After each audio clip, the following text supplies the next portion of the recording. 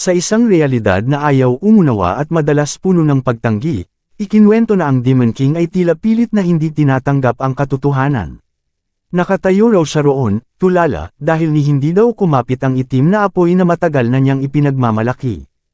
Hindi man lang nito nagasgasan ang mga hero, kaya naiisip niya ng mapait kung paano na ibaon ng espada ng hero ang talam nito sa matitigas niyang kaliskis at tumama pa sa pinakailalim ng kanyang puso. Hindi raw niya maintindihan ang nangyayari. Sa isip niya, mas mataas siya kaysa sa lahat. Siya raw ang pumasok sa Demon King Academy bilang pinakamahusay, nagtapos bilang huwarang estudyante, at buong buhay na inialay sa pag-aaral ng Demon King Standard, ang pundasyong teorya na itinayo pa ng unang emperador. Ikinuwento na sinunod niya ito ng eksakto, nagtayo siya ng tore, nangidnap ng mga prinsesa, at hinayaang lumakas ang mga hero na susubok na iligtas ang mga ito. Naniniwala raw siya na ang galit at dalamhati ng mga hero ang pinakamagandang handog para sa isang Demon King, kaya pag pinatay sila ng maaga ay sayang lamang. Ayon sa pamantayan, dapat munang palakasin ang hero para mas masarap na kainin, dahil habang mas malakas ang hero, mas masarap ang putahe. At buong paniniwala niya itong sinunod, kaya iniisip niyang ang pagdomina sa mundo ay oras na lang ang hinihintay. Habang patuloy siyang sumisipsip ng galit at lungkot mula sa napakaraming nilalang, naging Demon King siya na walang kapantay ang lakas. Ngunit ngayon, nakahandusay siya sa lupa, balot ng dugo. Ikinuwento na napasigaw siya, tinatanong kung bakit ganito kahamak ang magiging katapusan niya. Ang mga mata niya raw ay puno ng pagkalito at pagkabigla sa isang pagkatalong hindi niya kayang ipaliwanag. Samantala, ang hero daw ay tumingin sa kanya ng may matinding pandidiri. Sinabi nitong pare-pareho lang daw ang Demon King at ang iba pang demonyo, pawang basura. Sarkastiko pa nitong ipinaliwanag na mga demonyo raw mismo ang gumagawa ng sitwasyon, pero lagi pa ring nagtataka sa resulta. Wala raw siyang mahanap na matinong dahilan sa ganitong ugali. At nang tumutol ang Demon King sa sinabi ng hero, ibinunyag daw ng hero na ang pagdukot nila sa sikat na prinsesa ay simpleng senyales lamang. Isa raw yung paanyaya para simulan ang Demon King activity at, sa huli, isang paalala na oras na para pigilan siya. Tinuligsa ng hero ang kahangalan ng ideya ng pagpatay sa hari ng mga tao. Ipinaliwanag niya na kapag ginawa iyon, malulubog lang ang kaharian sa kaguluhan. Kapag nadukot daw ang hari ng mga tao, agad mag-aaway ang mga sakam sa trono at magsisimula ang digmaan sibil. Dahil dito, hindi raw sa Demon King mapupunta ang galit ng tao, na ibig sabihin, hindi siya lalakas o usad sa panibagong antas, bagay na salungat sa itinuturo ng pamantayang pinapahalagahan niya. Sinabi rin ng hero, may halong panunukso at pasasalamat, na kung hindi pumunta ang mga hero sa tore ng mga demonyo, mismong mga demonyo ang nagpapadala ng mga halimaw sa mga baryo. Nakatutulong daw yon sa seryosong pagsasanay ng mga hero. Ngunit mas nagiging epektibo raw ang pag-ensayo kapag nasa tore na sila, dahil ang unang palapag ay laging puno ng mahihina, perpektong lugar para sa pag-level up at paghasa ng kasalukuyang kakayahan. Naalala ng Demon King, puno ng panghihinayang, kung paanong maingat niyang hindi pinapatay ang mga hero sa kalagitnaan ng laban upang makakuha pa ng mas maraming enerhiya. Buo ang paniniwala niya noon na iyon ang hinihingi ng standard. Hinugot ng hero ang espada mula sa katawan ng Demon King, dahilan para mapasigaw ito sa sobrang sakit. Doon niya hinarap ang Demon King sa isang mapait na katotohanan, kapag tumatanda at nakakasawa na ang tore, pinapatay lang nila ang Demon King para may bagong lumitaw, kasama ang panibagong tore. Ang buong lugar daw ay wala namang iba kundi isang malaking hunting ground na ginawa para sa mga hero. Sumabay ang tawanan ng iba pang hero habang nilali nila ang Demon King. Nagpapasalamat pa sila, nang may matinding panunuya, dahil sa tulong nitong napaangat nila ang kanilang level. Tinawag pa nila siya, nang may insulto, hindi lang Demon King kundi para bang ninong na nagpalaki sa kanila. Nakatayo ang mga hero sa ibabaw ng pagod at sugatang kalaban, bastos na ipinapakita ang tuwa sa dami ng lot na nakuha nila. Paulit-ulit pa silang nagpasalamat, nang may pang-aalipusta, dahil sa ibinigay nitong pinakamabisang lugar para mag-level up at magsanay ng husto. Paulit-ulit daw inisip ng Demon King ang salitang Godfather, hindi makapaniwala. Hindi raw niya matanggap na ang tore na ipinagmamalaki niya ay para sa kanila ay isang simpleng training ground lang para makalakam ng puntos. At kahit inamin ng hero na matibay talaga ang Demon King, at marami ng hero ang napatay nito. Maliit lang ang tingin ng hero sa lahat ng sakripisyong ginawa ng mga naunang bayani. Para sa kanya, wala yung halaga at nagdagdag lang ng kaunting pangalan sa Demon King. Habang nagpapalam pa siya ng may pagmamaliit, naghahanda na rin siyang tapusin ang buhay nito. Sa puntong iyon, nagliyab ang galit ng Demon King dahil sa matinding pang-uuyam at panghahamak na natanggap niya. Nag-aapoy ang isip niya sa tanong kung ano pa ang silbi ng Demon King standard kung ganito rin lang ang kahahantungan niya.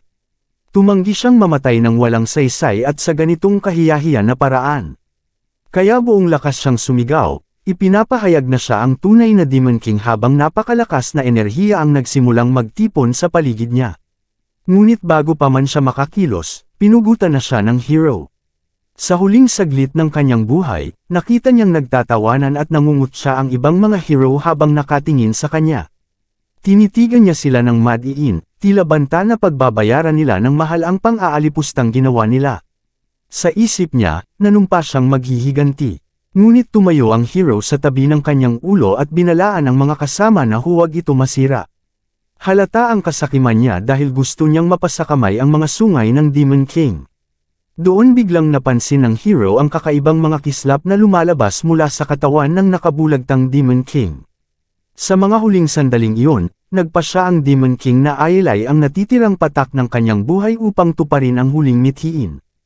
Huli nang napagtanto ng hero na may napakadelikadong mangyayari. Sumigaw siya, inuutusan ang mga kasama na tumakbo kaagad. Isang nakakatakot na enerhiya ang sumabog mula sa katawan ng Demon King. Umalag ang paligid sa napakalakas na pagsabog at naglaho ang lahat sa gitna ng nakakabinging dagandong at mga sigaw ng nagkakapanikang hero. Sa pinakahuling sandali, napagtanto ng Demon King nang may mapait na pangunawa na mali ang buong standard. Ginamit lang pala ito ng mga hero upang pagtawanan sila. Nais niya sanang mabigyan pa ng isa pang pagkakataon, ang pagkakataong baliwalain ang standard, at baka pati ipakanan ito sa mga goblin bilang paghihiganti sa lahat ng nangyari. Isang tinig ang tumawag sa pangalang Pierce Diaz, bumasag sa katahimikan ng kadiliman, at naging dahilan para magising siya at damilat. Napatingin siya sa paligid, lubos na nalilito. Pilit iniintindi kung ano ang nangyayari at nagtataka kung buhay pa ba siya. Lumakas ang mga boses na nagmamadaling humihiling na lumapit siya sa entablado, at doon niya napagtanto na ang pangalan na tinatawag ay kanya. Hindi makapaniwala si Pierce Diaz sa nangyayari habang may isa pang taong nag-udyok sa kanyang umakyat. Biglang pinutol ng principal ng akademya ang sandali at pinagalitan siya dahil sa pagiging lutang sa mismong araw ng kanyang graduation, lalo pat siya ang kinikilalang henyo ng paaralan. Nang tuluyan niyang makita ang pulang badge, ang simbolo ng pagtatapos sa Demon King Academy, napagtanto niyang bumalik siya sa nakaraan, 15 taon nang lumipas, at naroon siya muli sa araw ng graduation. Habang tinatawag ang mga nagsipagtapos para umakyat sa entablado, malinaw niyang naunawaan na kahit hindi niya alam ang dahilan ng kanyang pagbabalik, hawak niya ngayon ang isang gintong pagkakataon. Isa sa mga propesor ang nagsabi sa kanya na maghanda bilang nangungunang estudyante, si Pierce Diaz, dahil siya ang kukuha ng panunumpa para sa lahat ng bagong Demon King. Sa harap niya ay lumitaw ang kumikislap na mga batas, ang paalala ng Demon King Standard, ang obligasyong magtayo ng isang tore sa loob ng sariling teritoryo, mangidnap ng prinsipe o prinsesa, gumawa ng mga kaguluhan bilang mastermind at mag-iwan ng mga pahiwatig, palakasin at alagaan ang mga hero para makakuha ng enerhiya mula sa kanila, at sa huli, punuin ang mga unang palapag ng mahihinang halimaw upang dahan-daw ang tumaas ang hirap. Tinitigan niya ang lahat ng iyon nang may matinding pagkasuklem. Ang mga pamantayang iyon, nakabisado niya noon hanggang sa punto ng pagsusuka. Ang mga panuntunang sinunod niya ng buong buhay at may sukdulang katumpakan, ngayon ay mukhang basura na lamang sa kanyang paningin. Basura na nagdala sa kanya sa kapahamakan at nagpaikot sa kanya na parang isang tupi na pinaglalaroan ng mga hero. Habang nakatayo si Pierce sa gitna ng seremonya ng graduation, tinanong niya ang sarili kung ano pa ang silbi ng pagpanampa sa harap ng lahat na susundin niya ang mga patakarang iyon habang buhay, gayong alam na niya ang magiging trahedyang kalalabasan nito.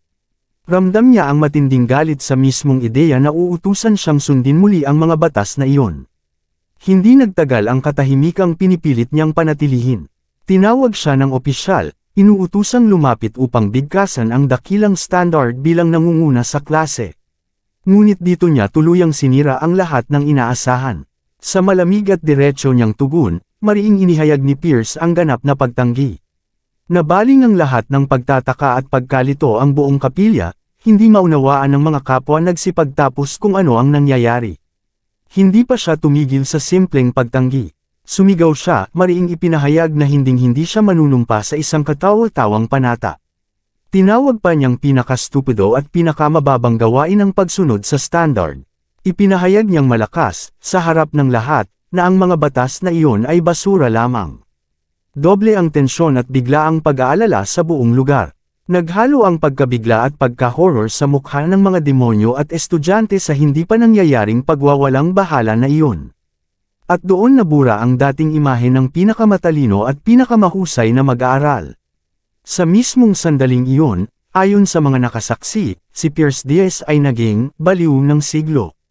Galit na pinagsabunutan ni Archduke Arcane Blerimph ang mesa, at mariing nagbanta na ipapatay si Pierce sa mismong lugar dahil sa kapal ng mukha nitong insultuhan ang sagradong Demon King standards. Ngunit sandali siyang nag-isip upang pigilan ang mas malalang kaguluhan. Sa huli, nagpasya siyang bigyan pa si Pierce ng huling pagkakataon dahil sa dating kahangahangang asal nito at sa hindi matatawarang talento. Binigyan niya si Pierce ng dalawang pagpipilian, bawiin ang mga mapangahas na sinabi at humingi ng tawad sa buong Demon World, o tanggapin ang parusang itatalaga siya sa rehiyong Eren. Nag-umugong ang bulwagan sa mga nag-aalalang bulungan tungkol sa Eren, isang dimensyon na kinikilala bilang libingan ng mga Demon King, isang sentensya ng tiyak na kamatayan. Kung saan sila namamatay ng 12-12 ina. May mga nagtanong pa ng may galit kung bakit binibigyan pa ng isa pang pagkakataon ang kriminal, na tulad ni Pierce, imbes na patayin agad. Para sa kanila, hindi sapat ang simpleng paghingi ng tawad. Sa mabigat na tono, binalaan siya ng Archduke na ang Eren ang pinakamasamang rehiyon, lugar kung saan napakaraming Demon King ang nalipol.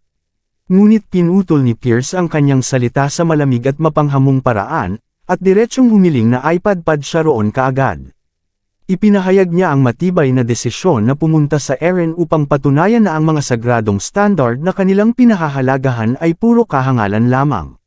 Lubos na nabigla ang Archduke sa sinabi niya. Nawalan na ng pasensya ang Archduke at napasigaw sa galit, tinawag si Pierce na walang pag-asa.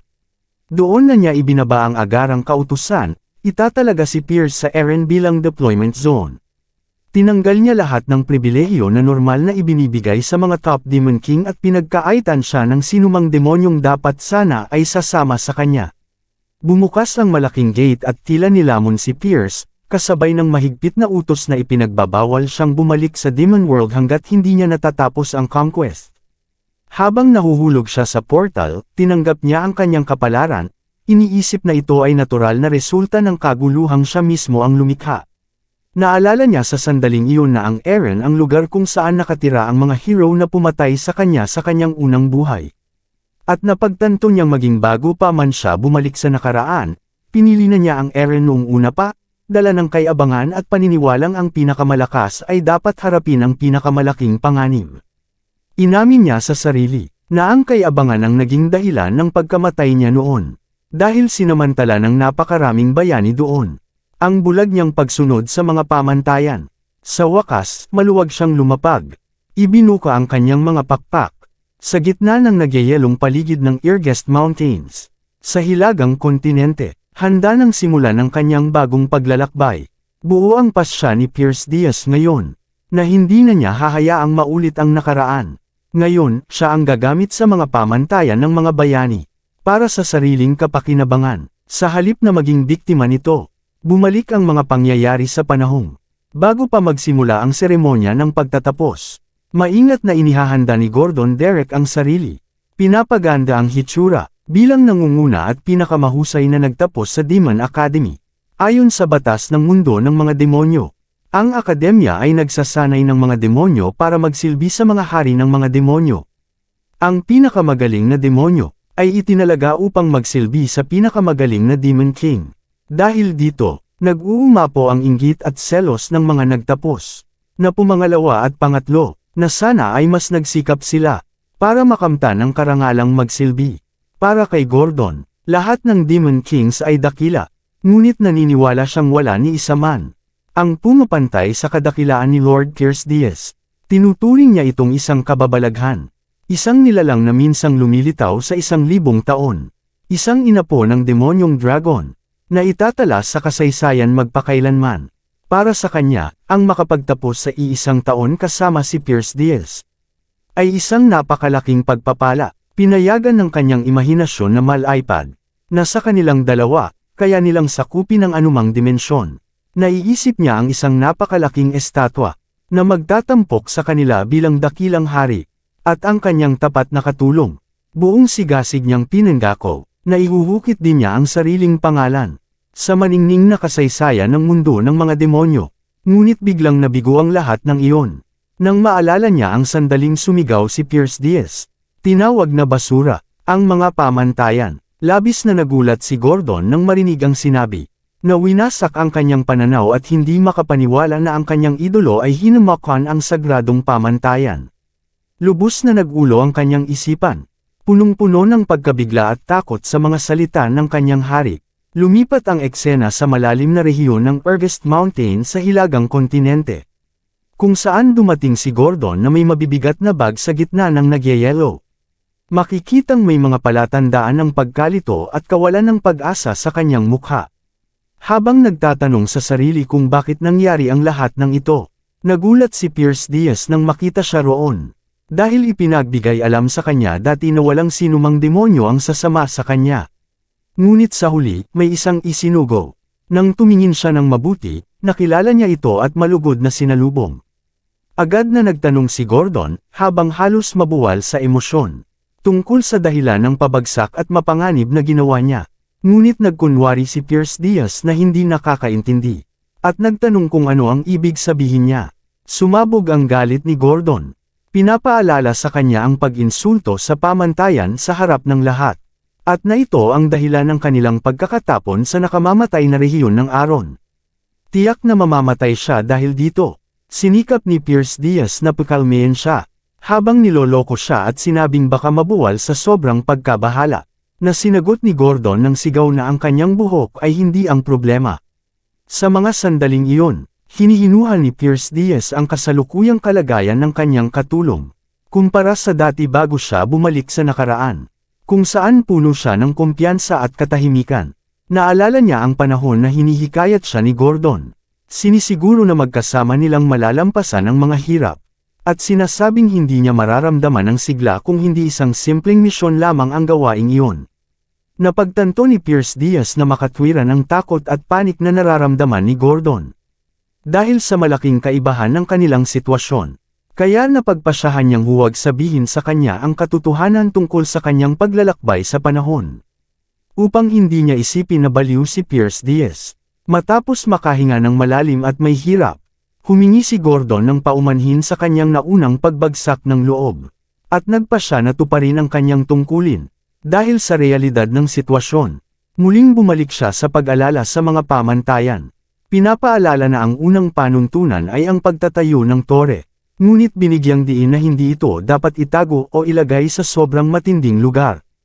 Upang madali itong matagpuan ng mga hero, itinuro niya ng may pag-aalala na ang kasalukuyang lugar nila ay napapaligiran ng matotayog na bundok at makapangyarihang mga halimaw, na ginagawang mapanganib at imposible para sa mga tao na marating ito.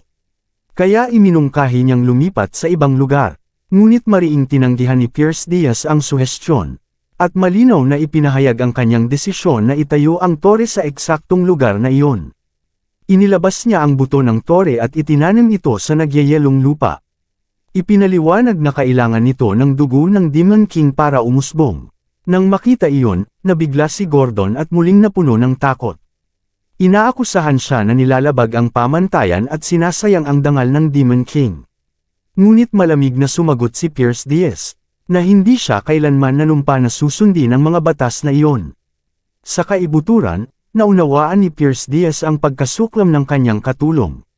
Napagtanto ang hirap para sa isang demonyo na tanggihan ang isang doktrina na nakaukit ng malalim sa kanyang kaluluwa. Ipinaliwanag niya sa sarili ang kahirapan ng pagtanggi sa mga pamantayan. Dahil maliban na lang kung mararanasan ang kamatayan o isang bagay na kasing delikado. Hindi, maaaring ipagwalang bahala ang mga ito, sapagkat bahagi sila ng komposisyon nila bilang mga demonyo. Matalim niyang pinutol ang kanyang kamay, at diretsyong sinabi kay Gordon na pakinggan mabuti. Ang mga pamantayan ng Demon King ay basura lamang. Tiniyak niya rin na partikular na binanggit ang kasalukuyang rehiyon nila, Aaron. Damaloy ang kanyang dugo sa buto ng tore upang ito'y umusbong. At agad na tumugon ang buto, naglabas ng pulang sinag ng liwanag. At lumikha ng isang magic circle sa kanilang harapan. Ipinaliwanag ni Pierce Diaz na ang dahilan ay nasa rehiyon ng Aaron. Nasiksik sa mga bayani na lampas sa may larawan. Habang isinasagawa ng tore ang proseso ng pagkilala sa kanyang gumagamit, si Pierce Diaz mula sa lahi ng Black Flame Demonic Dragon, at unti-unting lumilitaw ang tore. Ibinunyag ni Pierce Diaz sa kanyang katulong ang mapait na katotohanan. Matapos sirain ng mga tao ang napakaraming tore, napagtanto nila kung paano ito gumagana, at ginamit ang mga pamantayan ng Demon King bilang sandata laban sa kanila. Ito ang paliwanag sa patuloy na pagkamatay ng mga hari sa rehiyong ito. Bago pa tuluyang makapanlumo si Gordon, niloko siya ni Pierce Diaz. Sinabi na dapat nang tawagin itong pamantayan ng bayani, dahil hindi na ito nagsisilbi sa mga demonyo. Natapos ang pagsasangguni ng mataas na tore sa gitna ng nagyayelo, at nakatayo ang dalawa rito, pinagmamasdan ang kalakihan nito. Inimbitahan ni Pierce Diaz ang kanyang katulong na pumasok. Ngunit natagpuan nilang ganap na walang laman ang unang palapag. Napansin ni Gordon nang may panghihinayang, na ang isang normal na tore ay dapat may komplikadong estruktura at mga halimaw. Ngunit ang tore na ito ay walang laman at walang anumang katangian.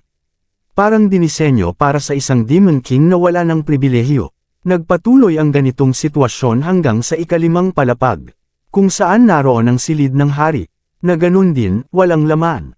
Tinanggap ni Gordon ang katotohanan tungkol sa tore na naitatag na, ngunit iginiit niya ang kahalagahan ng pagsunod. Kahit man lang sa pangalawang panuntunan ng pamantayan, ipinaalala niya kay Pierce Diaz ang panuntunang iyon, na nagsasaad ng pagdukot sa isang prinsipe o prinsesa, mas mainam kung malapit sa trono. Upang matiyak ang pagkuha ng mas malaking demonic energy, humingi siya ng pahintulot upang magbigay ng mungkahi, at pumayag ang hari. Ipinakita niya ang isang mapa. Itinuro na ang kaharian ng Corson ang pinakamalapit sa Irgest Mountains. Masigasig niyang iminungkahi ang pagdukot sa prinsesa na may pinakamataas na ranggo sa pagkasunod, upang masipsip ang galit at kalungkutan ng kaharian. At mabilis na lumago, pinutol siya ni Pierce Diaz. Ngunit pumayag sa ideya ng pagdukot, kahit inaasahan ang pagdududa ni Gordon. At tinukoy niya ang isang partikular na prinsesa, na matagal na niyang napapansin. Nai-index si Gordon at nag-alok ng tulong sa misyon. Ngunit inutusan siya ni Pierce Diaz na manatili, upang bantayan ang tore sa dahilan na ang mga residente ng kaharian ay hindi dapat manatiling walang kasama. Huminga si Gordon ng maluwag.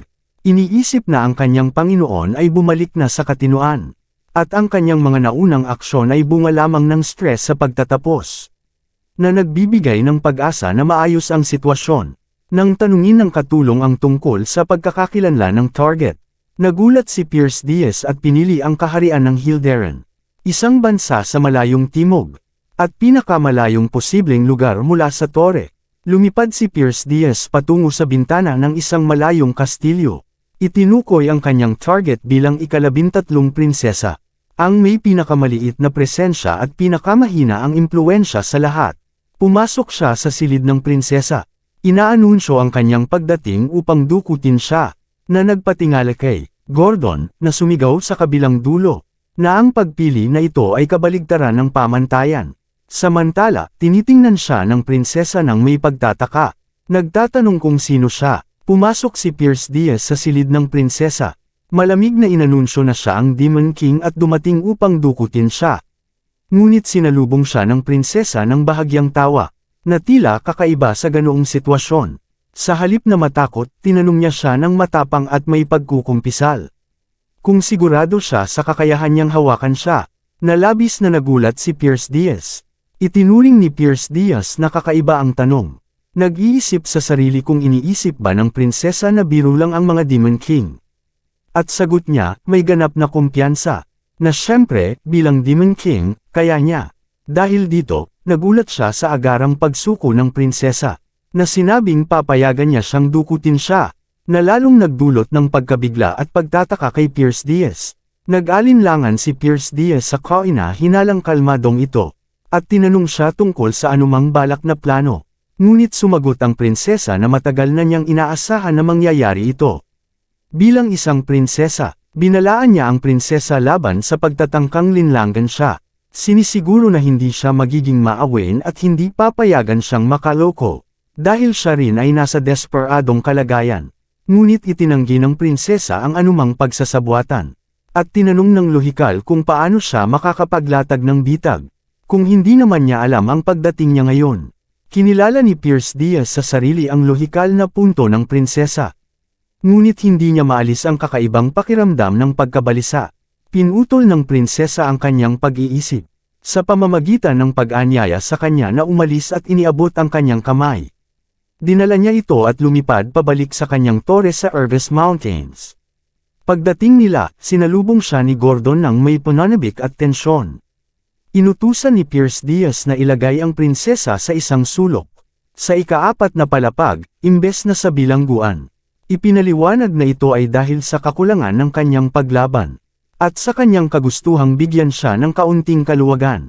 Pumayag si Gordon, at humiling na makipag-usap tungkol sa isang mahalagang bagay. Lumipat ang eksena sa ika-4 na palapag, kung saan naiwan ang prinsesa mag-isa. Umupo siya sa malamig at matigas na sahig. Bamulong sa sarili na talagang nadukot siya. Nagsimulang pag-isipan ng bakanting silid. Napansin ang kawalan ng unan, kumot, at mga katulong.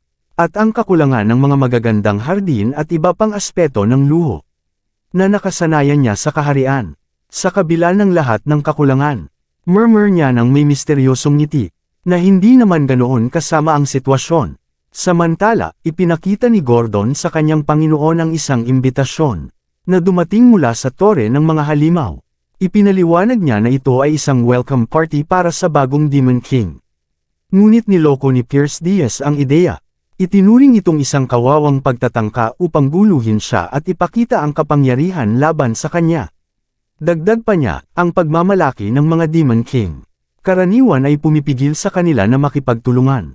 Ngunit ang matindi at di inaasahang kalagayan sa Aron, ang pumilit sa kanila na iwan ang pagmamalaki at magtulungan. Nagpasya si Pierce Diaz na tanggapin ang imbitasyon. Inaamin na dati ay hindi niya pinansin ang mga ito. Iniisip na mahina lamang sila. Ngunit ngayon ay nakikita niya ang pangangailangan na makipag-ugnayan sa kanila. Dumating si Pierce Diaz sa mataas na tore ng mga halimaw, na napapalibutan ng gubat, at sinalubong siya ni Draxen, ang Demon King ng mga halimaw, na namumuno sa lugar na iyon sa loob ng 70 taon. Nakaupo sa kanyang trono habang mabangis na kinakain ang karne. Tinanong siya ni Draxen, nang dismissive kung siya na ba ang bagong hari, na niloko ang mga tradisyon at inilarawan siyang hindi kahanga-hanga. Malamig na sumagot si Pierce Diaz. Tinanong kung gusto ba niyang makipaglaban, at hinihingi ang dahilan ng imbitasyon. Tumawa si Draxen ng may pang-aalipusta, at ibinunyag na si Archduke Arcane ang nag-utos sa kanya na bantayan siya. Mabilis namang sumagot si Pierce Diaz ng may tuwirang insulto sa Archduke. Inirarawan siya bilang nakakainis na matandang vampira, at niloko pa na ang kanyang pagpapalaya sa Aron ay hindi sapat para maging masaya siya. Nagngit-ngit si Draxen sa galit sa ganitong katapangan, sa pagtukoy sa Archduke, at sa biglaang provokasyong galaw. Ihinigas niya ang isang piraso ng karne kay Pierce Diaz. Iniutos na dilaan niya ito. Binalaan ni Draxen na patatawarin niya ang kanyang bastos na asal, kung didilaan niya ang karne. Ngunit hindi pinansin ni Pierce Diaz ang banta, at nagtanong ng rhetorical kung talaga bang hindi alam ni Draxen ang dahilan ng kanyang pagdating dito. Mayabang na ipinaliwanag ni Draxen na alam niya ang dahilan, na ito ay ang pang-aalipusta ni Pierce Diaz sa sagradong pamantayan ng Demon King. Pinutol siya ni Pierce Diaz, at ipinaalala na ipinagbabawal ng mga tradisyon na iyon ang pagpatay sa isa't isa. Pagkatapos, pinatapak niya ang lupa gamit ang kanyang paa, na nagdulot ng pagbitak dahil sa lakas ng impact. Nagulat si Draxon sa lakas ni Pierce Diaz. Sa mayabang at sarcastic na paraan, nag-isip si Pierce Diaz kung talagang naniniwala si Draxon na susunod siya sa batas na iyon. Naramdaman ni Draxon ang isang nakakatakot na aura na nagmumula sa kanyang kalaban, na nagpakita sa kanya ng huli ang maling paghuhusga sa sitwasyon. Sinubukan niyang mabulol habang binabanggit si Archduke Arcane at ang kanyang mga utos na tiyakin ang pagdukot ng isang prinsesa. Nagbabanta kay Pierce Diaz na mawawala ang kanyang awtoridad kung hindi siya magsusumit ng ulat sa loob ng isang buwan. Tinangkilik ni Pierce Diaz ang interruption ng malamig. Sinabi na inaasahan niya ang ganitong usapan, at ipinahayag na aktwal na niyang nadukot ang prinsesa. Dagdag pa niya, sa tono na may nakatagong kahulugan, na ito ay eksaktong tugma sa kanyang panlasa, na lalong nagdulot ng kalituhan kay Draxon. Iniwan ni Pierce Diaz ang tore ng mga halimaw. Iniwang nag-iisa si Draxon, at bumalik sa kanyang tore sa Ergast Mountains. Pinuri ni Gordon ang kanyang Panginoon sa pagpapakita ng kadakilaan ng Demon King, ngunit minura ni Pierce Diaz ang nangyari. Sinabi na wala itong espesyal na halaga, at na ang kanyang kalaban ay hindi gagawa ng higit pa sa ngayon. Sa kabila nito, binigyang diin niya ang kahalagahan ng paghahanda, at inutusan si Gordon na suriin ang kondisyon ng prinsesa, upang malaman kung paano siya maaring mapakinabangan. Sa kanyang puso, nakaramdam si Pierce Diaz ng pag-aalala tungkol sa posisyon ng iba pang Demon King. Napagtanto na ang kanilang pagkakaisa laban sa kanya, ay magiging malaking balakid. Inamin niya na mas malaki kaysa sa inaasahan ang magiging kahihinatnan ng pang-aalipusta sa mga tradisyon. Ngunit iginiit niya na kung mababalik ang oras, pipiliin niya pa rin ang parehong landas. Mas gugustuhin ang kamatayan kaysa yumuko sa basura na iyon.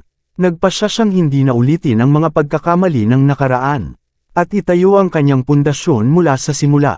Bagaman inaasahan niyang makakakuha lamang ng kaunting energy points mula sa pagdukot ng prinsesang mababa ang ranggo. Itinuring niya ito bilang mas ligtas na opsyon. Ngunit nagulat siya bigla nang suriin ang kanyang puntos, at natuklas ang lumampas ito sa 13,000 points, na nagdulot ng labis niyang pagkabigla. Naputol ang pag-iisip ni Pierce Diaz sa pagdating ng isang video message mula sa tore ng mga halimaw, na nagdulot sa kanya ng pagtataka tungkol sa laman nito. Lumabas si Draxon sa video. Binabati si Pierce Diaz bilang bagong Demon King, at ipinahayag ang kanyang handlereng magbigay ng regalo, bilang tanda ng mabuting kalooban. Sa kabila ng masamang unang pagkikita nila, inamin ni Draxon na ang mga nagawa ni Pierce Diaz sa Aron ay hindi madali. Ipinapakita ang paghanga, at nagtataka kung ang pang-aalipuste niya sa mga tradisyon ay isang pagtatakip lamang para sa mas malaking layunin. Naramdaman ni Pierce Diaz na may kakaiba. Biglang sumugod si Gordon sa silid, takot na takot. Sumisigaw na may seryosong problema sa ikaapat na palapag. Dali-daling pumunta si Pierce Diaz roon at nakita ang hindi kapani-paniwalang tanawin. Ang palapag na dati bakante at malamig, ay naging isang luntiang hardin, puno ng mga bulaklak at paru-paro. Ipinakita ng estado ng tore, na nagsimula na ang proseso ng naturalization. Sa ikaapat na palapag, sa gitna ng mahiwagang hardin, nakatayo ang prinsesa na pinalilibutan ng mga elemental spirits, na nagpaisip kay Pierce Diaz, na siya ay lumikha ng isang ganap na ecosystem. Sa loob ng isang mahiwagang tore, naisip niya na ang nagawa ito ay tanging ng isang taong nakapagsanay sa apat na elemento, at naalala na may isang spirit elementalist lamang sa kontinente na may ganitong kakayahan. Hinarap niya ang prinsesa at sinabi ang katotohanan, na hindi siya ang 13th princess gaya ng kanyang inakala. Ngumiti naman ang prinsesa at sumagot, na inaasahan niya ang maling pagkaintindi ni Pierce Diaz, na inisip niya siyang si Elena. Nagulat si Pierce Diaz at tinanong ang prinsesa tungkol sa kanyang tunay na pagkakakilanlan. Ibinunyag niya ang kanyang pangalan, Ernan Hilderen, at buong pagmamalaki nitong sinabi na siya ang unang prinsesa ng kaharian ng Hilderen. Sa kaharian, kumalat ang nakakagulat na balita, na nadukot ng Demon King sa kaharian ng Hilderen ang unang prinsesa. Nag-init ang ulo ng hari, sumigaw, at nagbanta sa sinumang manggahas na dukutin ang kanyang mahal na prinsesa, Ernan. at agad inutusan na tipunin ang pinakamalalakas na bayani at ang buong hukbo, upang bawiin siya, at putulin ang ulo ng hanggal na Demon King. Sa gitna ng kaguluhang iyon, bumalik ang prinsesa, upang ipaalala kay Pierce Diaz ang kanyang naunang tanong. Kung kaya ba niya siyang hawakan at kontrolin, na nagpapatunay na iyon nga ang dahilan ng kanyang tanong. Ipinaliwanag ni Pierce Diaz, na hindi siya nalinlang ng hitsura ng prinsesa, dahil narinig niya ang tungkol sa isang henyo na elemental witch, puno ng mana, at imposibleng hindi siya madetect. Nagtataka siya kung paano niya naitago ang napakalaking enerhiya mula sa kanya. Ipinakita ng prinsesa ang isang singsing sa kanyang kamay, at ipinaliwanag na ito ay isang royal heirloom, na kayang itago ang mana. Tinanong ng prinsesa si Pierce Diaz kung balak ba siyang ibalik. Ngayon na nalaman na niya ang kanyang tunay na pagkakakilanlan, mariing tinanggihan ni Pierce Diaz ang ideya. Itinuring na ang pagbabalik sa prinsesa ay magpapatawa sa kanya at wala ng kaharian ang matatakot sa kanya, na magpapahirap sa kanya na makalakam ng demonic energy. Nagpasya siyang hawakan siya anuman ang maging kapalit. Bigla, nadetekta ng sistema ang napakalaking galit na nakatuon kay Pierce Diaz, na nagdulot ng napakabilis na pagtaas ng kanyang demonic energy points, na lumampas sa 19,000 points. Napagtanto ni Pierce Diaz, na nakilala siya ng kaharian bilang Mandukot, at na ang sitwasyon ay hindi magbabago. Kahit pa siya ang unang prinsesa o ika-13 na prinsesa, kinumpirma ni Pierce Diaz sa prinsesa, na siya ay nananatiling bihag niya sa kaharian. Naglabas ng tiyak na kautusan ng hari, na patayin ang Demon King at bawiin ang prinsesa. Ngunit naharap ang mga tagapayo sa isang dilema, dahil hindi pa nila alam ang pagkakakilanlan ng responsable na Demon King. Kaya nagpadala sila ng mga reconnaissance patrol, at pinayuhan ang hari na maghintay. Biglang sumabog ang hari sa galit sa harap nila. Sinaway ang mga ito sa pagkakagawa ng wala, habang nadukot ang kanyang anak, at inutusan silang magmadali sa pagtukoy ng salarin. Isang tagapayo ang nagpapaalala sa hari tungkol sa kamakailang insidente ng pagdukot sa prinsipe ng kalapit na bansa, ng Demon King of Lost, at kung paano nito naipon ang galit ng lahat, na nauwi sa kanyang pagkamatay sa kamay ng mga bayani.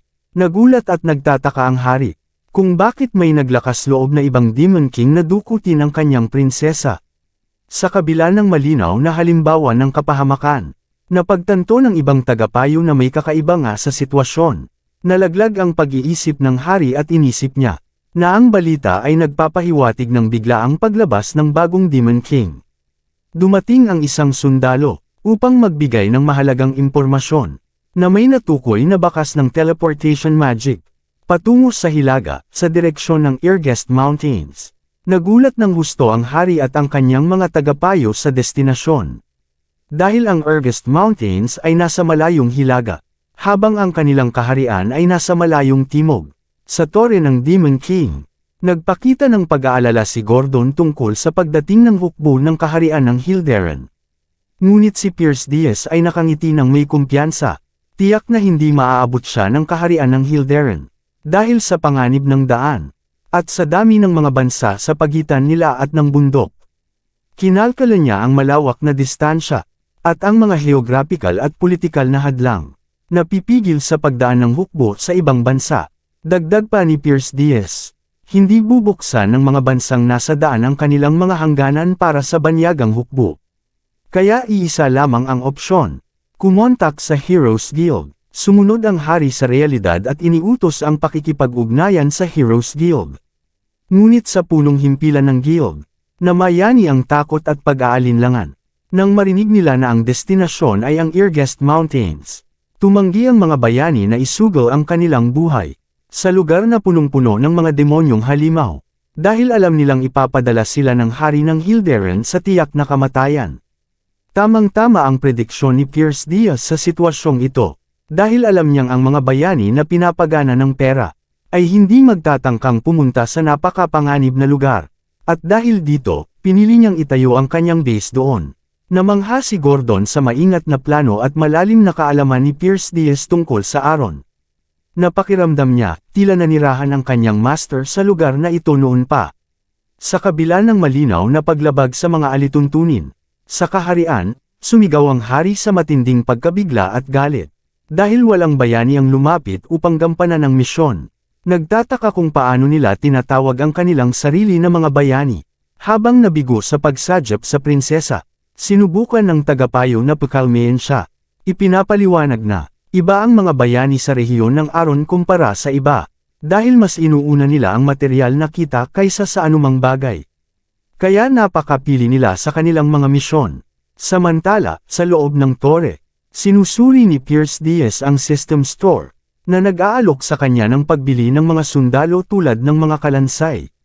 Sa halagang 10,000 points, o ng pagpapahina sa dimensional interference, napagtanto niya na ang pagbubuo ng angkop na hukbo, ay aabutin ng mahabang panahon, at mangangailangan ng napakalaking resources. Umupo siya sa kanyang trono, malalim ang iniisip. Dahil napagtanto niyang ang kasalukuyang demonic energy niya, ay lubos na kulang, upang harapin ang buong hukbo ng mga bayani. Naalala niya ang lumang takot, nakabisado niya mula sa nakaraang buhay. Upang malampasan ang hadlang na ito, iniutos niya kay Gordon na agad kontakan si Draxon, at inihayag ang kanyang plano na ibenta ang demonic energy para sa human money. Nagulat ng husto si Gordon. Sumigaw sa gulat at hindi makapaniwala sa ideya. Sinubukan niyang tutulan ito. Ipinaliwanag na ang demonic energy ay ang pera ng mga pangarap, na nagbibigay sa kanila ng kapangyarihang lampasan ang limitasyon ng kanilang lahi. Buksan ang mga tampok ng tore, at mag-summon ng mga halimaw. Kaya paano ito ipagpapalit sa murang human money? Ipinaliwanag ni Pierce ang kanyang desisyon. Natiwala siyang magbabayad si Draxon ng malaking halaga. At kung wala ang perang ito, hindi niya mapipigilan ng mga bayani gamit ang kasalukuyang energy niya. Kinumpirma niya na may isang paraan siya, gamit ang human money, at itinutok ang kanyang tingin sa Fortress City ng Houghton. Malapit sa mga bundok, dumating si Tierce, nakadamit bilang mercenary sa City Gate, kung saan pinigilan siya ng mga gwardya. Mahigpit na pinapuna ang kabaliwan ng isang mercenary, na nag-iisa papunta sa Ergast Mountains, at nagdududa sa kanya. Sa halip na makipagtalo, ihinigas niya ang isang gold piece sa kanila, na nagpatigil sa kanilang kilos. Nagwink siya sa kanila, nagpapahiwatig na paghati-hatiin ang halaga, na nagbukas ng daan para sa kanya. Agad, pumasok siya sa lungsod at nagpasya na humanap ng gabay, dahil wala siyang sapat na kaalaman tungkol sa mga detalye ng lugar. Lumipat ang eksena sa headquarters ng Crimson Falcon Mercenary Guild, kung saan ang mga miyembro ay relax na umiinom. Isa sa kanila ang nagmungkahi na umalis na agad. Ngunit tinanggihan ito ng leader. Itinuturing na perpekto ang lugar para sa kanila. Ipinaliwanag ng leader ang kanilang pilosopiya. Hayaan ang mga sundalo na labanan ang mga halimaw, habang sila naman ay nasisiyahan sa pagkolekta ng loot. Nag-isip siya, ano pa bang mas maganda kaysa rito? Napag-usapan nila ang mga chismis tungkol sa bagong Demon King sa mga bundok, kung saan isa sa kanila ang nangbiro. Isinasaad na pekeng balita lamang ito, dahil karaniwan, ang mga Demon King ay nagtayo ng kanilang mga tore sa mga lugar na madaling marating ng mga bayani. Nagpatuloy sila sa pangungutya sa balita ng pagkidnap sa prinsesa ng Hilderan. Tinatanggal ang ideya na ang isang Demon King ay lalakbayin ang buong kontinente para lamang kidnapin ang prinsesa. Isa sa kanila ang nagpuna na tumanggi ang Heroes Guild sa misyon.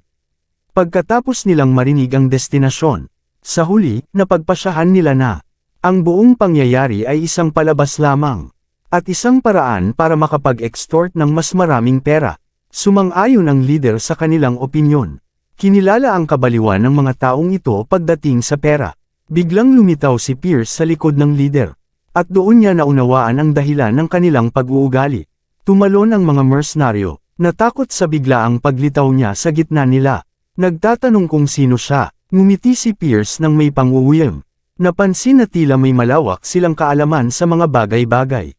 Ginagawang perpektong gabay para sa kanya, at iniutos na isa lamang ang manatili habang ang iba ay aalis. Inatake siya ng mga mercenaryo. Itinuturing siyang mananakop, at nangangakong hindi siya makakalabas ng buhay. Nagkaroon ng mabagsik na labanan. Ngunit hinarap ni Pierce ang mga ito gamit ang pambihirang galing. Nagbibigay ng mga matitinding suntok. Isa sa kanila ang nagtangkang ambush mula sa likod. Ngunit na-block ni Pierce ang atake sa kamangha-manghang bilis. Nagulat ang kalaban nang mahuli ni Pierce ang kanyang martilyo ng madali. Sa huli, napapalibutan siya ng mga mercenaryo. Nakatutok ang kanilang mga crossbow sa kanya. Nagpatuloy si Pierce sa pakikipaglaban. At inihagis ang malaking kalaban sa iba pang mga mercenaryo. Natakot ang leader ng mercenaryo, at inilarawan si Pierce bilang isang halimaw. Matapos niyang talunin ang kanyang mga kasamahan ng walang kahirap-hirap sa labas ng gusali. Isang mercenaryo ang nagtanong sa kawalan ng pag-asa kung bakit patuloy ang laban. At ang isa pa ay nagtataka kung bakit hindi sila napapagod sa dami ng labanan. Matapos talunin ni Pierce ang natitirang mga mercenaryo, lumapit siya sa kanilang leader. Dahan-dahan siyang lumapit, at sa mga matang kumikislap sa dilim, tiniyak niya na palalayain niya ito. Kung sasagutin nito ang kanyang mga tanong, ang leader ng mercenaryo, nakahiga sa ilalim niya, nanginginig sa takot at nagmadaling sumang-ayon. Nangangamusta ng awa, tinanong ni Pierce ang leader tungkol sa lokasyon ng slave market. Dinala siya ng leader sa isang marangyang palasyo na may malaking bakal na tarangkahan. Nakita ni Pierce na ang pamilihan ay nagbebenta lamang ng mga hamanong alipin. Nag-alinlangan ang leader sa pagtatanong kung hindi ba iyon nakapagpasaya sa kanya. Kung may hinahanap ba siyang mas bihira. Pagkatapos, inihagis ni Pierce ang isang bag ng gintong barya sa kanya. Agad nagbago ang ugali ng leader, at dinala siya sa ibang seksyon ng pamilihan. Sa daan, nagtanong-tanong si Pierce sa kanyang sarili kung paano nakapapanatili ng kalmado ang leader. Matapos makita ang nangyari sa kanyang mga kasamang mercenaryo, at nagwakas sa kanyang mapait na conclusion na, walang pinagkaiba ang tao at demon. Ang una ay uhaw sa pera, ang huli ay uhaw sa enerhiya. Dumating sila sa mga underground na piitan, kung saan itinuro ng leader ang daan. Naalala ni Pierce nang tanungin siya ni Gordon, kung ano ang balak niyang gawin sa human money. Sinabi niya sa kanya na bibilhin niya ang mga alipin. Itinakda niya ng malinaw ang kanyang layunin, mga ibang lahi na nahuli ng mga tao. Ipinaliwanag niya na naghahanap siya ng isang elf, kilala sa kanyang integridad, upang gamitin bilang especially iya, na magpapalaganap ng kaguluhan sa hanay ng mga bayani. Samantala, dumating sa kaharian ng bayani na si Helen Cargill, kung saan mainit siyang tinanggap ng hari. Nagpapahayag ng kanyang tiwala sa bayani. Tinanggap ni Highland ang misyon. Nangangako na ililigtas ang prinsesa, at dadalhin ang ulo ng Demon King sa ngalan ng katarungan. Pabalik sa slave market, tinanong ng mga ngalakal si Pierce kung anong klase ng alipin ang gusto niya. Tinuturo ni Pierce ang isang nakadetain na elf, at sinabi niyang bibilhin niya ito, na ipinapahiwatig na ang mercenary ang magbabayad ng presyo. Nagulat ang mercenary at tumutol, ngunit pinapatinggan siya ni Pierce ng nakakatakot na tingin, na nagpapotres sa kanya agad, at pinilit sumang-ayon ng may pag-aalangan. Hiniling ni Pierce sa kanyang mga kasama na umalis sa silid, dahil gusto niyang suriin ang isang bagay. Ngunit pinaalalahanan siya ng mga ngalakal na baka magwala ang elf, pero tiniyak ni Pierce na babayaran niya ang presyo kung may mangyari. Tumingin si Pierce sa nakadinang elf, napansin kung paano ginawa ng mga tao ang nilikhang marangal na nilalang na ito na isang miserable na alipin. Naramdaman ng elf ang demonic energy ni Pierce at nagtanong ng may pagkabigla, kung bakit interesado ang isang demon sa isang elf. Inalok siya ni Pierce ng pagkakataon para maghayganti sa mga tao. Inamin ng elf na nakakaakit ang alok, ngunit hindi siya makakatiwala sa mga demon, tulad ng hindi niya pagtitiwala sa mga tao. Tiniyak ni Pierce na siya ay iba, at nag-alok ng kasunduan, katapatan sa loob ng 50 taon kapalit ng kaligtasan at kalayaan. Ipinaalala niya na ang 50 taon ay hindi mahaba para sa lahi ng elf. At mas mabuti ang alok na ito kaysa sa kahihiyan na dinaranas niya ngayon. Ngunit tumanggi ang elf sa alok, at pinaalala kay Pierce, na ang mga demon ay naghahangad sirain ang World Tree, na pinaglilingkuran ng mga elf, at sa gayon ay wasakin ang mundong pinangangalagaan nito. Matalim niyang tinanong kung paano siya maaaring pagkatiwalaan. Naintindihan ni Pierce sa kaibuturan ng kanyang puso, na tama ang elf sa sinabi nito. At na ang paghingi ng tulong mula sa isang elf ay kakaiba na sa simula pa lang. Tumindig si Pierce, nanumpas sa Demon King standards. Natutuparin niya ang kanyang pangako, at hindi sisirain ang World Tree. Isang panata na kasing sagrado para sa mga demon. Gaya ng sagrado ng puno para sa mga elf. Bilang kapalit, hiniling niya sa elf, granada ng Maple Tribe, na manampas sa World Tree ng katapatan sa kanya sa loob ng 50 taon. Nagulat si Granada sa kakaibang asal ng demonyong ito, ngunit pumayag siya sa kondisyon na makita niya ang Demon King, na nagpadala kay Pierce rito. Nagulat si Pierce nang ibunyag niya ang kanyang tunay na pagkakakilanlan bilang Demon King. Namangha si Granada sa sinabi niya, at tinukso ang pahayag na ito. Itinakwil ang ideya na darating ang isang Demon King mismo para bumili ng alipin. Lalo na't humihina ang kapangyarihan nila habang lumalayo mula sa kanilang tore. Tinuligsa niya si Pierce ng may sarkasmo, na siya ay mananumpa ng katapatan sa loob ng 100 taon. Imbes na 50 kung mapapatunayan nito ang kanyang sinabi, agad na lumipat ang eksena sa ika-5 palapag ng Pierce Tower, kung saan bigla na lang natagpuan si Granada doon. Ipinaalala ni Pierce sa kanya ang pangako ng 100 taon, na nagpapaalala kay Granada na siya ay nasa harap ng isang tunay na Demon King. Nagsimulang magreklamo si Granada tungkol sa kakulangan ng laman ng tore. Itinuro ang kawalan ng kahit ano hanggang sa ika-3 palapag. Lalong tumaas ang kanyang pagtutol nang makita ang ika-4 na palapag, na naglalaman lamang ng kalikasan, walang halong halimaw. Tinukoy niya ng may sarkasmo kung paano balak ni Pierce harapin ang mga bayani. Sa isang tore na ganito karamdaman, tiniyak niya na sa ganitong kondisyon, hindi siya tatagal ng 1 taon bago sila buwagin ng mga bayani. At tumanggi siyang magtrabaho sa isang lugar na ganito. Tumugon si Pierce gamit ang matinding presyon mula sa kanyang purong demonic energy, na nagpapaalala sa elf tungkol sa kontratang napagkasunduan nila. Naramdaman ni Granada ang matinding takot, dahil sa napakalakas na kapangyarihan. Sigurado na siya ay nasa harap ng isang tunay na Demon King. Dahan-dahan, naunawaan niya ang nakakatakot na katotohanan.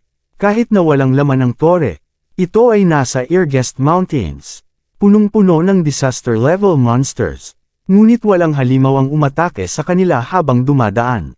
Ibig sabihin ay kinatatakutan sila ng mga halimaw ng Demon King na ito. Bumaba si Granada sa kanyang realidad at nanumpa ng katapatan, sa pangalan ng dakilang World Tree, na nangangakong maglilingkod sa loob ng 100 taon. Sa kaibuturan ng kanyang puso, umaasa siyang makakamtan ang kanyang paghihiganti sa pamamagitan ng isang masamang plano, na itatalaga sa kanya ng hari. Ngunit nagulat siya kay Pierce sa kanyang unang kahilingan. Hiniling niya na maghanda si Granada ng pagkain para sa kanya. Nakatayo ang elf na natigilan at hindi maintindihan ang nangyayari habang nagpuputol ng gulay sa kusina. Nalilito siya kung bakit siya gumagawa ng gawaing bahay imbes na makibahagi sa isang masamang plano. Sumali sa kanya si Prinsesa Ernan at nag-alok ng tulong ng masigasig, na lalo pang nagpagulo sa isip ng elf tungkol sa nangyayari sa lugar na ito. Lahat ay lumipat sa silid kainan sa ika-5 palapag, kung saan sila umupo sa paligid ng masaganang mesa. Nag-usisa si Granada sa kanyang amo, nag-aalinlangan tungkol sa pagkakakilanlan ng babae. At ipinahayag ni Pierce sa kanya na siya ang unang prinsesa, Ernan Hildaren. Nagulat muli si Granada at sumigaw ng galit sa mukha ng kanyang amo dahil sa pagdukot sa Prinsesa Crona. Bumalik siya sa pagtatanong tungkol sa kabuluhan ng walang lamang tore laban sa paparating na pag-atake ng mga bayani. Ngunit hindi iyon pinansin ni Pierce at iniutos sa kanya na umupo at kumain. Ipinaliwanag na ito ang totoong dahilan kung bakit siya binili, dahil mahusay siya sa pagluluto. Umupo rin ang prinsesa, nakangiti, habang ang elf ay lubos na nalilito sa kakaibang sitwasyong iyon. Sa huli, nagtaka ang elf kung balak ba siyang ipaglaban ni Pierce sa mga bayani sa ika-4 na palapag. Ngunit itinanggi iyon ni Pierce, at ipinaliwanag na kung narating ng mga bayani ang palapag na iyon, tapos na ang laro. Dahil nakatawid na sila sa Irgest Mountains, ibinunyag ni Pierce kay Granada ang kanyang layunin na gawing especially iya ang elf, upang maghasik ng kaguluhan sa mundo ng mga tao sa kanyang ngalan. Ngunit idinagdag na may iba pang kailangang gawin. Bago iyon, ipinaliwanag ni Pierce ang kanyang pangangailangan na subukan ang kakayahan ng elf, na nagpagulat kay Granada at nagpagal sa kanyang isip kung paano matatalo ang isang Demon King sa loob ng kanyang tore. Nag-alok si Pierce ng mga kondisyon para sa labanan. Labanan gamit ang isang kamay lamang at huwag gumamit ng demonic energy.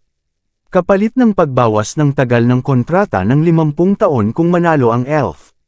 Tinanggap ni Granada ang hamon ng masigasig. Nangangakong ibibigay ang lahat ng kanyang lakas sa duel na iyon. Nagsimula ang sagupaan sa mabilis at biglaang galaw. Pinuri ni Pierce ang kilos ng kanyang kalaban, na hindi naapektuhan ng mahabang taon ng pagkaalipin, na nagtaka kung nakakakuha ba siya ng mana mula sa ika-4 na palapag.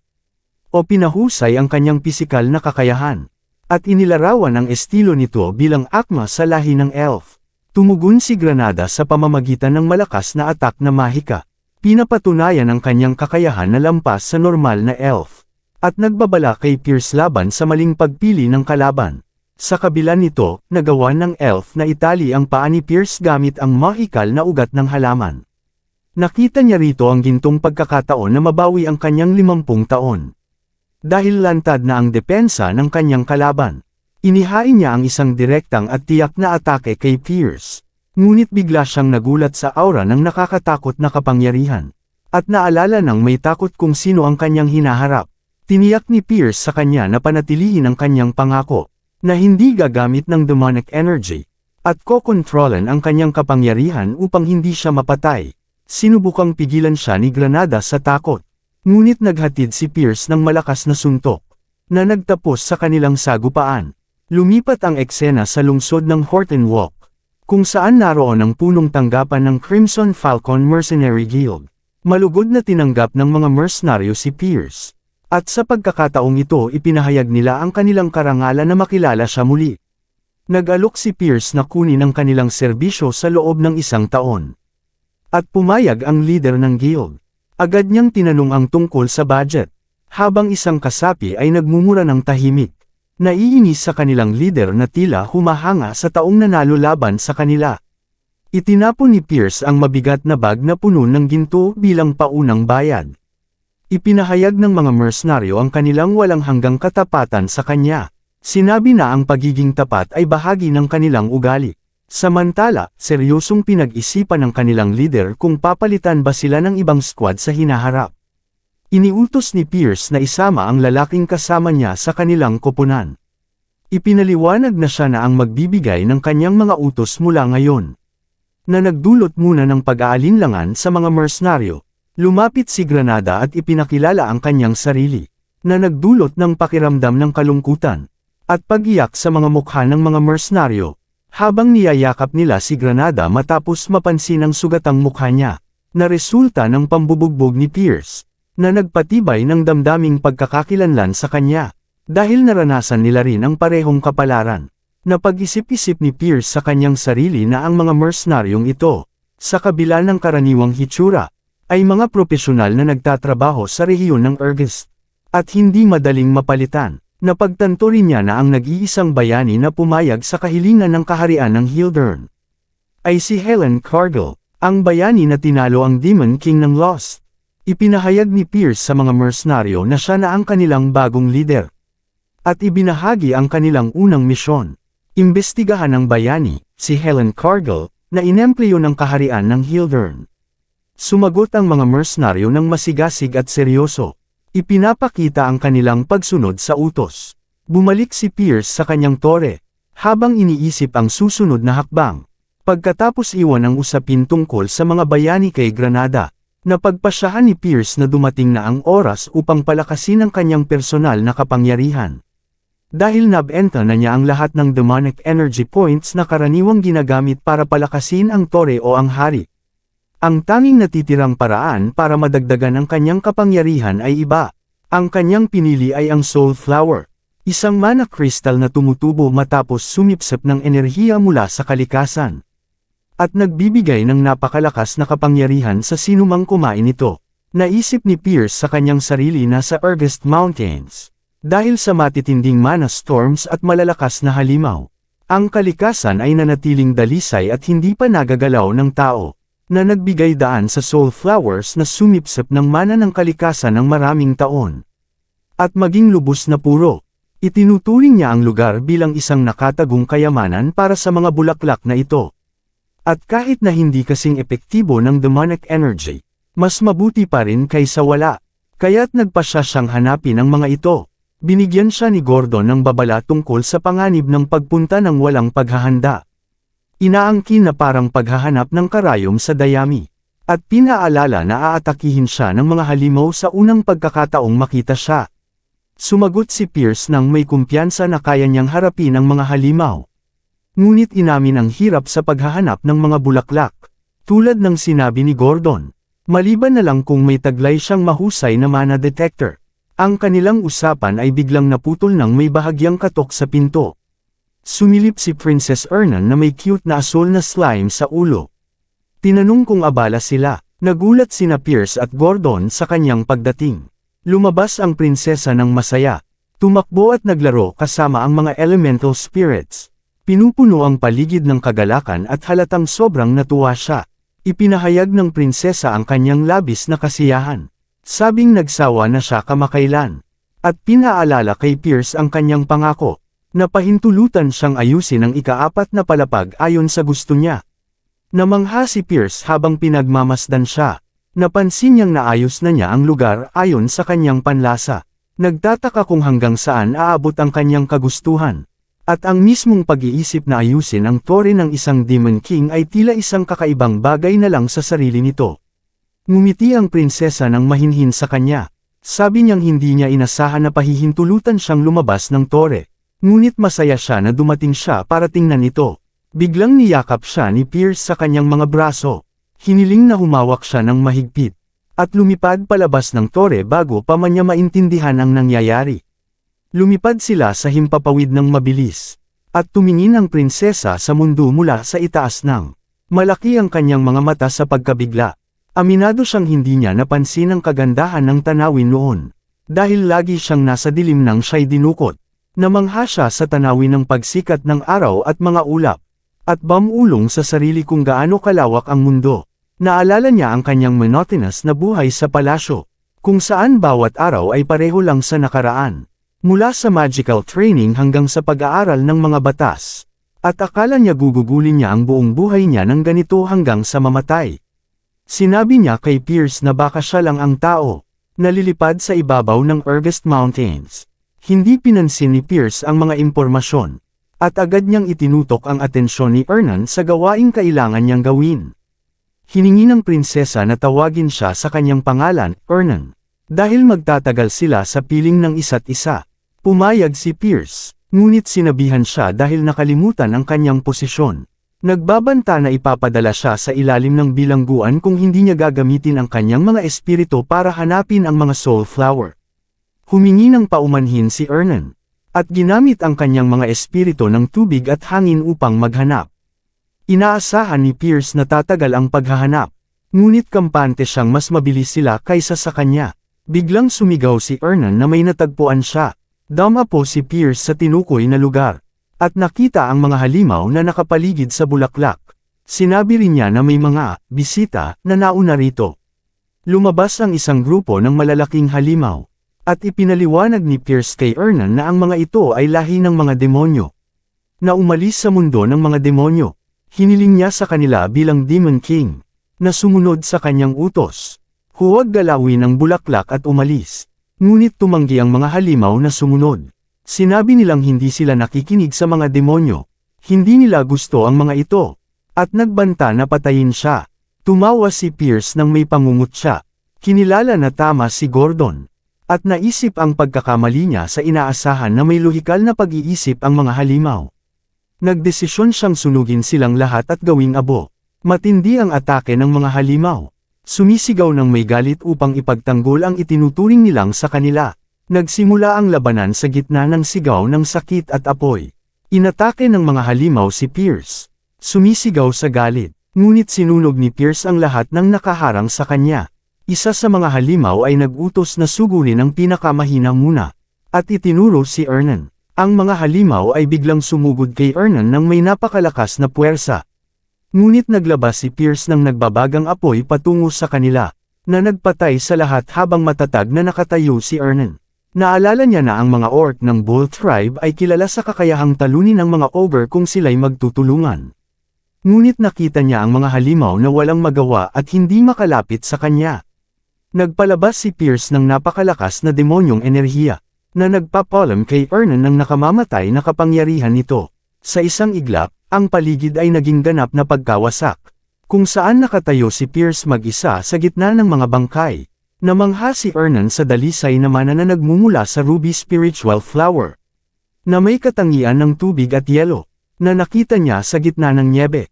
Ngunit binalaan siya ni Pierce na huwag maging gaaman, at pinangako na bibigyan niya ito kay Ernan kung makakahanap pa siya ng iba, na nagpasaya at nagpasigla sa mga mata nito. Nagkomento si Pierce nang may pangungutya na ang mga tao ay natutuwa lamang sa gantimpala. Ngunit sa kasamaang palad, wala nang ibang bulaklak na natagpuan si Ernan sa kabila ng kanyang pagsusumikap hanggang sa pagod. Bumalik sila sa Pierce Tower, kung saan nag-isip si Pierce tungkol kay Ernan at sa katotohanan na siya ang unang prinsesa ng Hilderan. Nagbulong si Pierce, sa sarili na sa una ay akala niya ay nagkamali siya, ngunit naisip niyang maaaring mas kapaki-pakinabang siya kaysa sa inaasahan. Sinabi ni Gordon kay Pierce na nakatanggap siya ng bigla at mabilis na tawag mula kay Granada, na nagsabi na ang bayani na si Highland Cargill at 32 pang ibang bayani ay umalis na sa kabisera. Ngunit hindi sila patungo sa Ergast Mountains. Ipinaliwanag niya na susunod sila sa klasikong landas ng mga bayani. Magbubuo ng koponan, gagawin ang mga misyon ng mga taga-roon, at palalakasan ang kanilang lakas habang naglalakbay. Nag-alok si Gordon ng mga alternatibong plano para sa paglalakbay ng mga hero. Hiniling ni Gordon kay Pierce na basahin ng mabuti ang mga plano. Ngunit nagulat si Gordon nang itapon ni Pierce ang mga ito sa tabi. Nalalo siyang namangha. Ipinahayag ni Pierce ang nakakagulat niyang desisyon. Hindi siya magpapadala ng anumang halimaw o balakid upang hadlangan ang paglalakbay ng mga bayani. Ipinaliwanag niya na ang mga hindi kumpletong balakid ay walang silbi, maliban sa pagpapalakas ng mga bayani. Iniutos niya kay Gordon na iparating ang mensaheng ito kay Granada, at samahan ang mga bayani kasama ang mga mercenaryo upang makuha ang kanilang tiwala. Nagkomento si Gordon na tulad ng dati, hindi sumusunod ang kanyang Panginoon sa mga tradisyonal na pamantayan. At nag-aalala kung paano haharapin ang mga bayani gamit ang kasalukuyang tore. Pinayuhan siya ni Pierce na palalakasan ang tore, ngunit gagamit siya ng dwarf. Mariing tumutol si Gordon, dahil sa kanyang palagay, ang presensya ng isang dwarf kasama ng tao at elf sa tore ay magiging katuwaan lamang para sa mga bayani. Napangisi si Pierce sa kanyang alagad at nagmura. Ipinaliwanag ni Gordon na hindi niya balak umasa sa dwarf mismo, kundi sa mga kagamitang mahiwaga na ginawa ng mga dwarf. Ipinaliwanag ni Pierce ang kanyang madilim at tusong plano, dahil sanay ang mga bayani sa karaniwang pamantayan ng Demon King. Aasahan nila ang mahihinang halimaw sa unang palapag, ngunit magugulat sila sa mga dosenang kanyan. Naunawaan ni Gordon na hindi handa ang mga bayani para rito. Iyan ay labis niyang ikinalungkot, at inamin na ang planong ito ay malayo sa mga pamilyar na pamantayan. Biglang sumigaw si Gordon nang may takot. Itinaturo ang isa pang kidnapang na bagong naganap. Lumipat ang eksena sa lungsod ng Wolfnir, ang ilalim na lungsod ng mga dwarf. Doon, si Logger Frederick, ang pinakamahusay na panday sa mga dwarf, ay masigasig na nagsasanay sa kanyang trabaho. Si Logger ay tila walang pakialam. Hindi niya alam na siya na pala ang susunod na target ng rebelde at tusong Demon King na nagbabalak na dukutin siya.